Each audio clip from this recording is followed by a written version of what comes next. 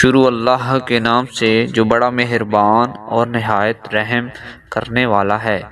سیدنا عبداللہ بن عمرو بن عاص رضی اللہ تعالی عنہ سے روایت ہے، وہ کہتے ہیں ہم رسول اللہ صلی اللہ علیہ وآلہ وسلم کے پاس بیٹھے ہوئے تھے، ایک نوجوان نے آ کر کہا، اے اللہ کے رسول، کیا میں روزے کی حالت میں اپنی بیوی کا بوسہ لے سکتا ہوں؟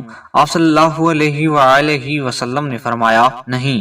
اتنے میں ایک بوڑھا آدمی آیا اور اس نے بھی یہی سوال کیا کہ وہ روزے کی حالت میں اپنی بیوی کا بوسہ لے سکتا ہے؟ آپ صلی اللہ علیہ وآلہ وسلم نے فرمایا جی ہاں۔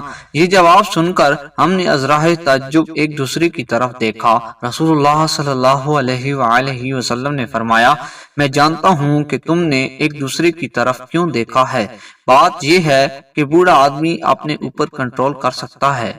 سیدنا عمر بن خطاب رضی اللہ تعالی عنہ کہتے ہیں، ایک دن مجھے راحت اور نشاط محسوس ہوا، سو میں نے اپنی بیوی کا بوسہ لے لیا جبکہ میں روزے کی حالت میں تھا۔ پھر میں نبی کریم صلی اللہ علیہ وآلہ وسلم کی خدمت میں حاضر ہوا اور کہا، آج میں نے ایک بہت بڑا کام کر بیٹھا ہوں، اور یہ کہ روزے کی حالت میں اپنی بیوی کا بوسہ لے لیا ہے۔ رسول اللہ صلی اللہ علیہ وآلہ وسلم نے فرمایا، اگر تم روزے کی حالت میں پانی سے کلی کر لو تو اس کے بارے میں تمہارا کیا خیال ہوگا؟ میں نے کہا، اس میں کوئی حرج نہیں ہوگا۔ رسول اللہ صلی اللہ علیہ وآلہ وسلم نے فرمایا، تو پھر اس بوسے کے بارے میں کیا پوچھتے کیا ہو؟ یعنی بوسہ لینے میں بھی کوئی حرج نہیں۔